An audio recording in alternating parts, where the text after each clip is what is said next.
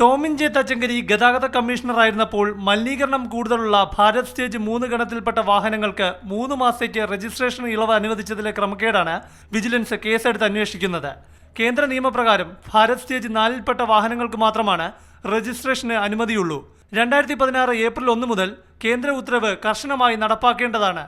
എന്നാൽ വൻകിട വാഹന കമ്പനികളായ ഭാരത് ബെൻസ്, ഐഷർ എന്നീ കമ്പനികളുടെ അപേക്ഷ പരിഗണിച്ച് മെയ് 23-ന് തച്ചങ്കരി 3 മാസത്തെ ഇളവ് നൽകുകയായിരുന്നു. ഭാരത് സ്റ്റേജ് 3-ൽ നിന്ന് ഭാരത് സ്റ്റേജ് 4-ലേക്ക് മാറുന്നതിന് ഓരോ വാഹനത്തിനും ലക്ഷങ്ങളുടെ ചെലവ് വേണ്ടിവരും. അതിനാൽ ടോമിൻ ജെ തച്ചങ്കരിയുടെ ഈ ഇളവ് അഴിമതിയാണെന്ന സംശയത്തിൽ വിജിലൻസ് ത്വരിത പരിശോധന നടത്തിയിരുന്നു. പ്രാഥമിക പരിശോധനയിൽ ഓഡിയോ ടേപ്പ് അടക്കമുള്ള തെളിവുകൾ വിജിലൻസ് കണ്ടെത്തിയിരുന്നു. BS3 വാഹനങ്ങൾക്ക് രജിസ്ട്രേഷൻ ഇളവ് നൽകിയ വിവാദ തീരുമാനം നടപ്പാക്കാൻ ഡെപ്യൂട്ടി ട്രാൻസ്പോർട്ട് കമ്മീഷണർ, RTOമാർ, ജോയിന്റ് RTOമാർ എന്നിവർക്ക് നിർദ്ദേശം നൽകിയിരുന്നു. നികുതി പിരിവ് കൂടുതലായി ലഭിക്കുന്ന പാലക്കാട് RTOയെയും വിജിലൻസ് കേസിൽ പ്രതിയാക്കിയിട്ടുണ്ട്. നികുതി ക്രമക്കേടിൽ ഏർപ്പെടുത്തിയ പിഴയ്ക്ക് തച്ചങ്കരി ഇളവ് നൽകിയ തിരുവനന്തപുരത്തെ വാഹന ഡീലറെയും കേസിൽ പ്രതി ചേർത്തിട്ടുണ്ട്.